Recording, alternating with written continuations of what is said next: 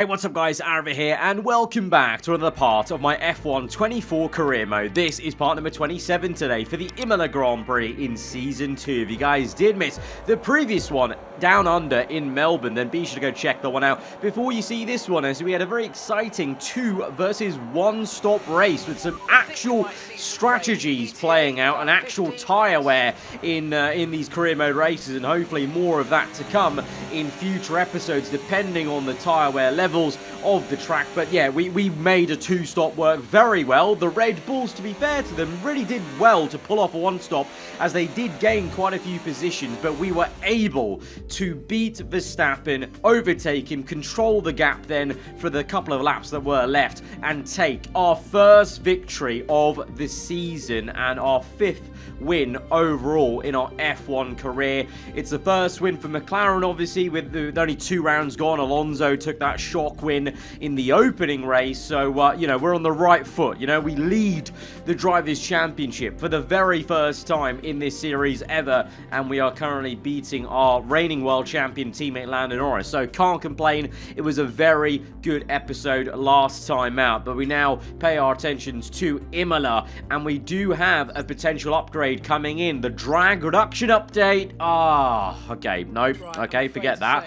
It was a drag reduction update that Lando purchased last episode, and I was excited about that coming in, because that's pretty much going to be one of the very few upgrades we're doing for a while. With the high inflation, you know, we can't even afford some of the other upgrades as it stands, even with 1,400 points. But I was about to purchase that, to rebuy it, obviously because it's failed, but I thought, oh, surely Lando's gonna have enough R&D points. I'm gonna let him repurchase it, because he purchased it in the first place. I'll save my R&D points for, you know, one of those more expensive upgrades. So I checked after the season break, still didn't buy it. I went through the activity timeline thinking, okay, surely at some point he'll buy it. No, he's not bought it, and now it's got to a point where in the timeline, now, if I rebuy it, which I will, because he wasn't going to do it, it's not going to come in time for Imola. If Lando had rebought it straight away, we would have still had it for Imola. But no, he spent it on a different upgrade. He spent it on fuel efficiency,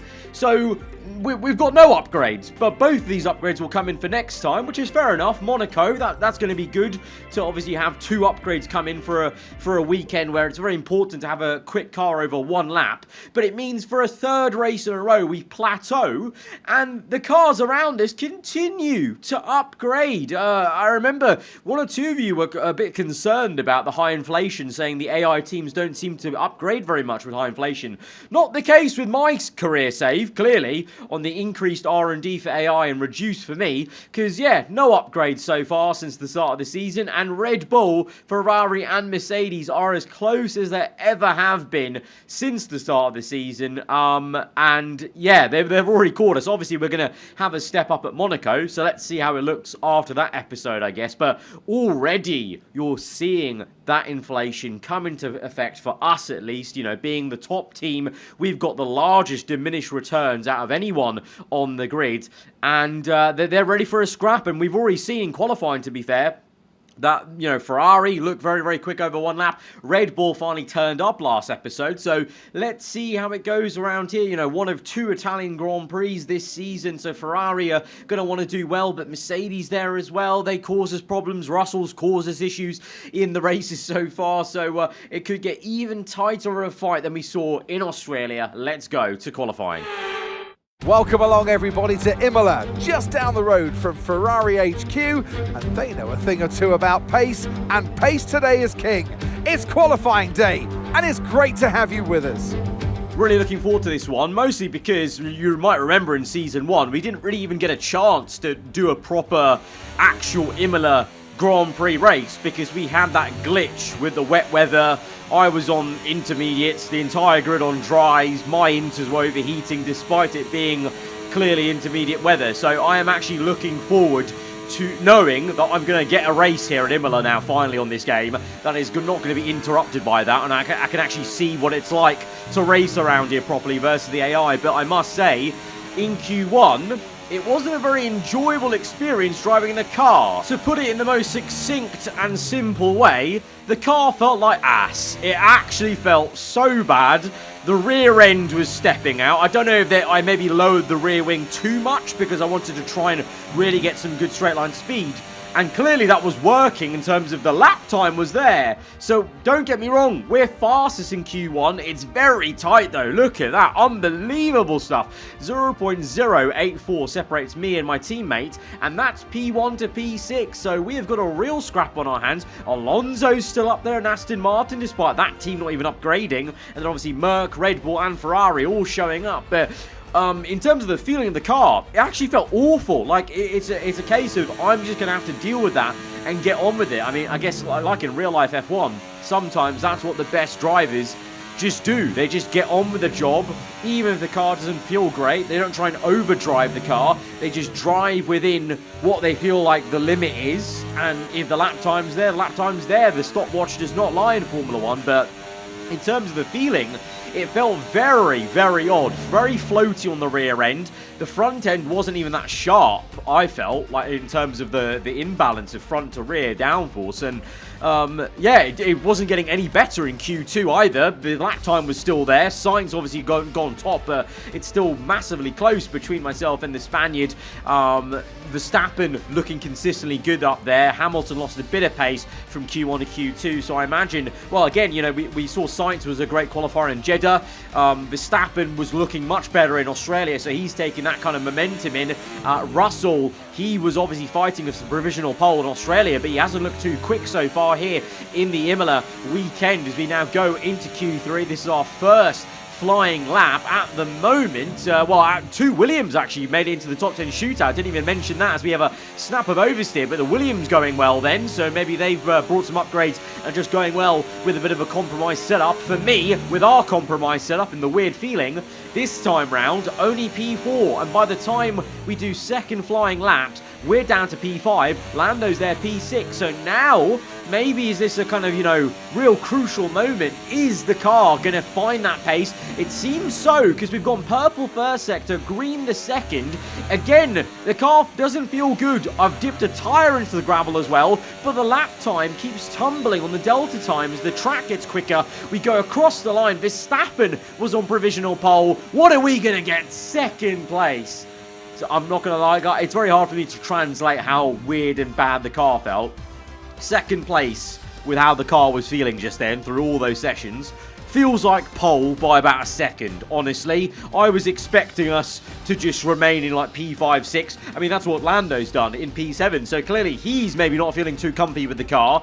But the difference is I've extracted the lap time. But I don't know. Very, very odd. I have dropped the rear wing a decent amount. But I just thought, you know, now that we've got a fair few upgrades on the car, surely that's going to be capable of still, you know, being fine on the rear end and giving us that straight line speed advantage. But I think that maybe might cause us some problems on heavy fuel at the start of the race, but at the same time, equally, you know, it could just be me pushing the limit of the car, and it's kind of going over the limit, and that's where it's feeling weird, because I'm having to push, because our rivals are much quicker. Ferrari, Red Bull, Merc, all bring upgrades, and all of them, barring Perez, have beaten Lando, and Verstappen has beaten me to pole position. We're sharing a front row, so clearly our opposition have got quicker, and so far, on a Saturday at least, Lando is struggling a bit. You know, in the races he's done well. You know, he's not been off the podium so far in the season, likewise with me, of course. So, you know, hopefully he can just get his head down in the race again. But that one lap pace is maybe lacking a little bit this season compared to season 1 for the reigning world champion. But as I alluded to, I mean, Williams didn't do too much in that session, but great for them to be in the top 10, both of them, Albon and their new signing Esteban Ocon. So what can they do? Hopefully some good points for them, they'll be hoping. But let's go to the grid then for the Imola GP, an actual Imola GP, hopefully, that we can see through to the end with no game issues. Welcome to Imola, the spiritual home of Ferrari. But you don't need me to tell you that. Just look at the red-clad Tifosi in the grandstands. They're ready. Are you ready? For the Emilia-Romagna Grand Prix. One lap of Imola, anti-clockwise of course, unlike most Formula 1 circuits, will take our drivers round 3.1 miles of track. 19 turns, 9 right-handers and 10 to the left. Drivers will need to be precise at the hairpin at turn 7, given the subsequent uphill section. Without a good exit from that corner, they'll lose a lot of time on that stretch. Before we begin, let's take a quick look at the grid lineup for today's race. In pole position then, it's McLaren, and it's Lewis Hamilton alongside. Considering the rest of the grid, we have Leclerc, Russell, Norris, Perez, Albon, Ocon, Gasly, Verstappen, Stroll, Fernando Alonso, Sainz, Oscar Piastri, Bottas, Tsunoda, Sargent, Ricciardo, Joe, and Nico Hülkenberg rounds off the grid. That's it then, it's time to go racing as we head down trackside for today's race. And alongside me today, a man who I'm always pleased to see join me in the commentary box, Anthony Davidson. We've heard all the rumours this week about this driver, and in the words of Joe Strummer, should I stay or should I go? And it seems, according to the rumours, they're staying. Well, you know, they've been loyal to their team, Crofty. They feel comfortable where they are, and they're building that team around them. There's a lot to be said for that. It's easy just to, well, not easy, but it's tempting to just to disappear off to a better team and leave all of that hard work behind you that you've put in place where you are now. But this driver wants to progress with the team. I think that's really nice to see. I think the F1 racing gods are looking down upon us with much favour because, lo and behold, to my surprise, we're on pole position for this Imola Grand Prix now. Back-to-back poles, this one inherited though, because Verstappen has taken a penalty very early into the season. He's taken, maybe he's learned from last season, to be honest, taking a penalty in the championship decider finale. He's getting ahead of the curve now by taking a penalty in round 3. But yeah, it's gifted us pole. It means Hamilton, the 7-time world champion, is alongside us on the front row. So very good company indeed, and a bit of pressure there. In terms of the strategies, this race, obviously the tyre wear, even in real life around Imola, a little bit less than you maybe see around Melbourne. So it is a 1 to a 2 stopper. And I think, you know, for track position, especially if we're actually having to really be in a scrap with Ferrari, Merc and Red Bull looking quicker, I think we're going to rather want to have track position, you know, if the one stop's there, you know, because in Australia, the one stop wasn't open to our team. It clearly was for Red Bull, but you saw they were struggling with that tyre wear, whereas here, it's open to us, so I hope that it's not going to be much of an issue in terms of that tyre wear. Maybe a little bit of management needed, but I'd rather do that management and have track position. But Lewis getting ahead of us a little bit on the right-hand side as he's very eager to get to his grid slot. We're taking our time trying to warm up the tyres and brakes, although I don't know what I was doing here, but I completely misjudged the grid slot. That's a massive rookie error, an error we shouldn't be making now in Season 2, but we've made it nonetheless as we get going now to 5 red lights. A bit further back in our grid slot, unfortunately, for the Imola Grand Prix. Lights out, and away we go, and with that advantage on the grid, Hamilton is through into first place. It's not really a shocker because I was so far back on my grid slot, but it's frustrating as we don't make the most of the pole position. Is it side by side for Russell and Leclerc, the Ferrari up into third place. Russell still trying to go around the outside. It's Ocon and Albon up to P5 and 6. Lando's had a horrendous start. The 2 Williams in the top 6. Amazing stuff for them. They're having a wonderful Imola GP weekend so far as we go back to our POV. So Hamilton maintained first place for the entire opening lap, and on lap 2 into that first overtaking opportunity, he is very solid and firm on his defence on the inside. We didn't have the overspeed quite then. We're a little bit closer now as he kicks up a little bit of dust and carbon fibre on the floor as Verstappen sets the boss up for the Grand Prix, trying to recover from his grid penalty as we go wheel to wheel with Lewis. He's pinched in and we get round the outside for first place. That time we had the speed, that time we had enough under brakes to get up into first place. And yellow flags though behind. Is that for someone directly behind? Russell's going down the order. It's Russell, oh Russell, what a shame that is. It's tragic. It's tragic. You never like to see someone go out of an F1 race too early on. As now Hamilton, though, is attacking us. The lone Mercedes still in the race. The 7-time champ showing off all his skill and class still in the silver arrow. That is much improved, it would seem, for this season, as he's going wheel to wheel with this and pretty much carrying on for the entirety of Sector 1. And we're slowing each other up so much so that Leclerc and the two Williams have a great view of it as we get on the curb, though, and the front end and rear snaps away from us, and that curb was very unforgiving, and it has been very fortuitous for Hamilton as he's up into P1 as we now go through the last two corners. Yellow flags as Russell's car is still there, ghosted but stricken on the left hand side onto lap 6. Can we really overtake Hamilton with DRS? We're not wanting to use too much battery because we don't actually have too much of it to actually use into turn 2 as we are on the outside. Can we go the long way round? Yes. We were a little bit hesitant on the turn in because I just wasn't sure where that Merc was, but we've made it work even with a bit of a drift through the next couple of corners. But lap 7, we're now back into prime position to be re-overtaken, and it's quite a emphatic little overtake there for Hamilton. Leclerc even tries to get a nose in there, but we're not having any of that. But I was quite surprised Hamilton made that move because I thought I had actually shut the door enough on the left hand side.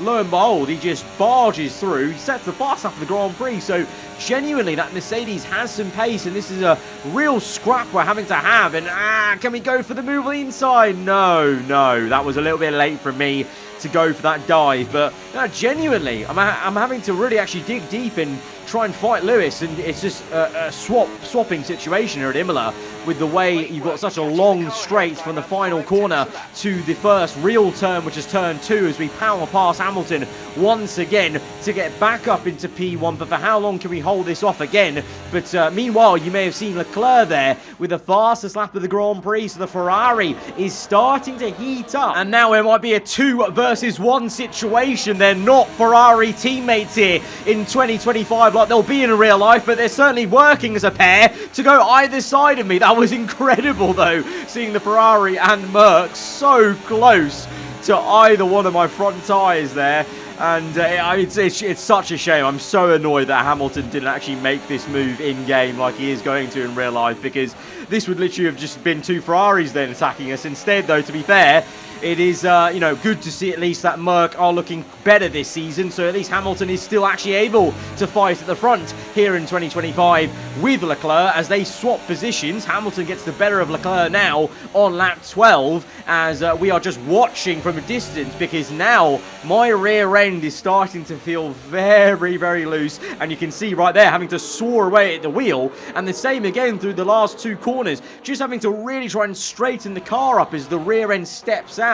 Under braking, and it's not even the rear locking, it's just the tyre literally just doesn't have enough grip to keep the rear planted. So for me, I thought it was time to come in. To my annoyance, Leclerc actually also came in as well, maybe covering me off in a way. One of the Williams comes in, but I really thought that Leclerc and Hamilton were both going to go longer, because this is earlier than the targeted pit stop for the 1 stop, so I thought I could get an undercut going. It's a good stop, 2.4, but yeah, Leclerc ahead of us will give us a bit of dirty air, maybe a bit of traffic as well, because on the minimap we've got a car coming through. It's Pierre Gasly, and to be fair, at least he'll also hold up Leclerc a little bit. We've got Ocon right behind us.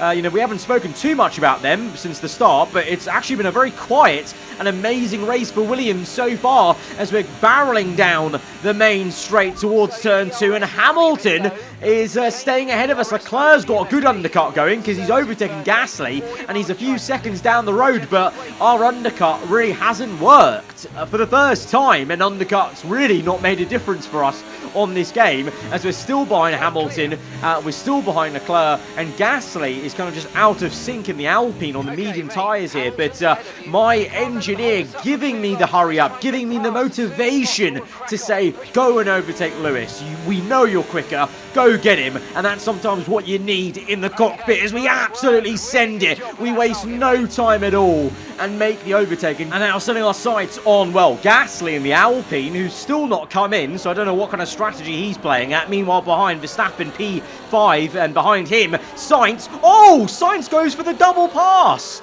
the Spaniard just overtook Ocon and got Verstappen. Verstappen was completely caught napping there, and he's down 1 position. So Sainz up into the top 5 then, and maybe again, like in Jeddah, Red Bull actually not looking that great again.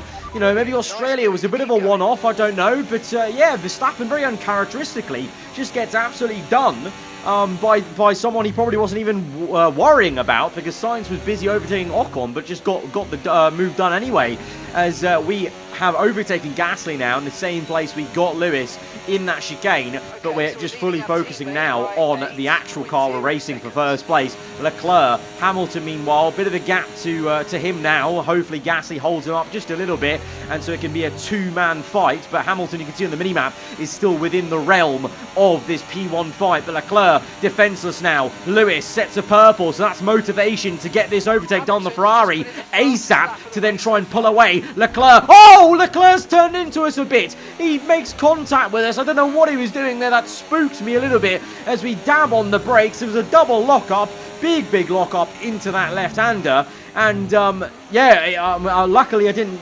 react too much more on the steering wheel, because knowing this handling model, that could have easily been a snap of oversteer spinning out the car, but I got very much spooked by Leclerc's movement in the brake zone there. He just moved a little bit left when I wasn't thinking he was going to. He's wobbling away. His Ferrari looking very unstable, and we're going to repay the favour by moving a bit erratically into the brake zone just to cover him off, as Sainz and Verstappen now going wheel to wheel. Sainz maintains P5. Verstappen trying to make up for that mistake of letting the Ferrari by essentially in the brake zone earlier. And even though the Williams cars are a bit lower than they were before, they're still going very well on P7 and 8.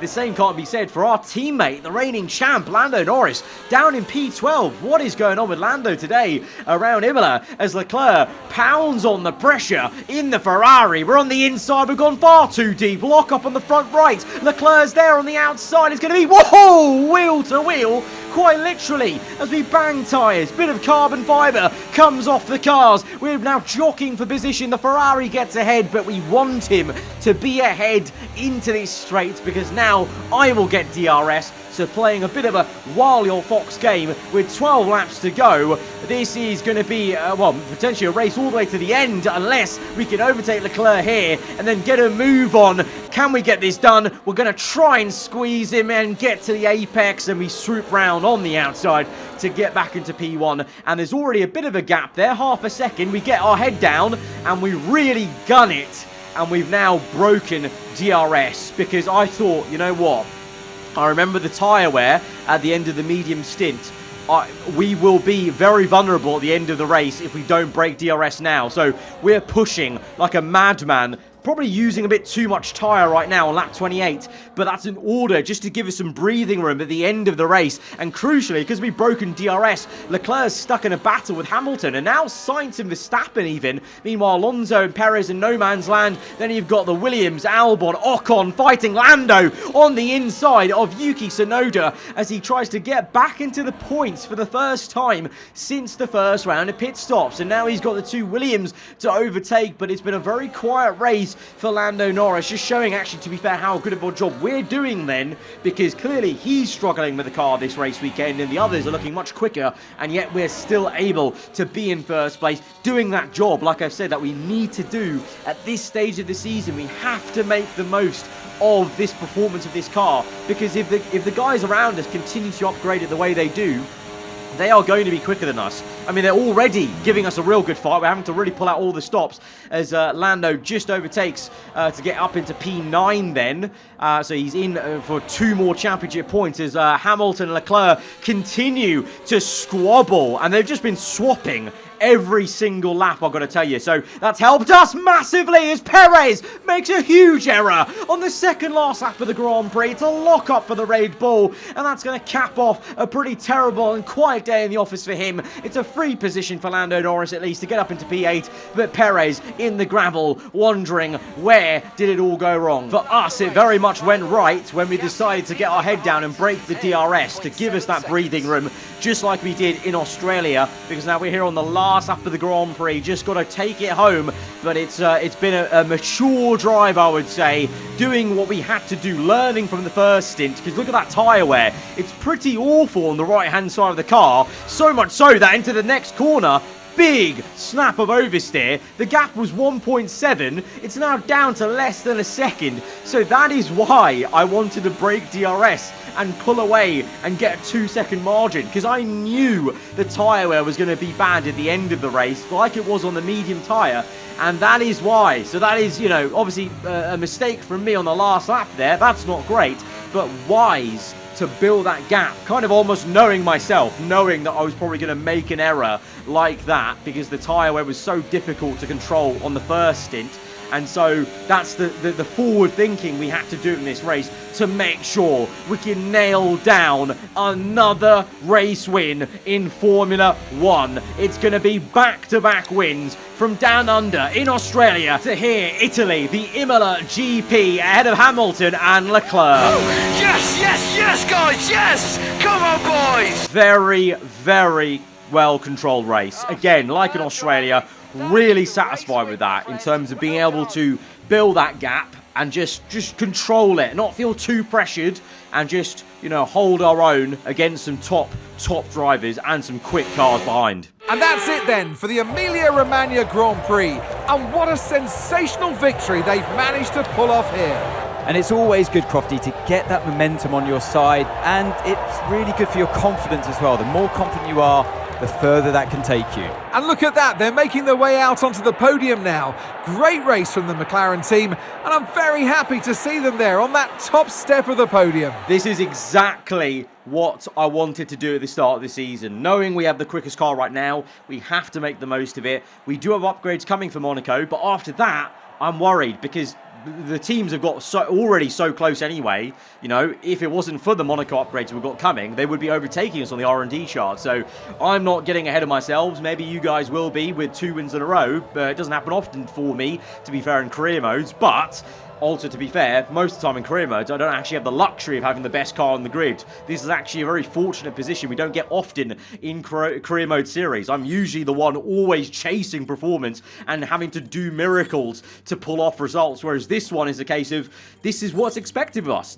We should be winning these races, especially from the front row as well. You know, Lando didn't do a great job in quali, and he suffered a lot. If he can get that qualifying right, he could be right up there showing why he's the reigning world champion. But that has been a great day for us. Back-to-back wins. Cannot complain. Great day in the office. Guys, if you have enjoyed it, hit the like button. Let me know what you thought in the comments below. If you're around here, then do get subscribed for weekly Formula 1 content. I'll see you guys next time. Goodbye.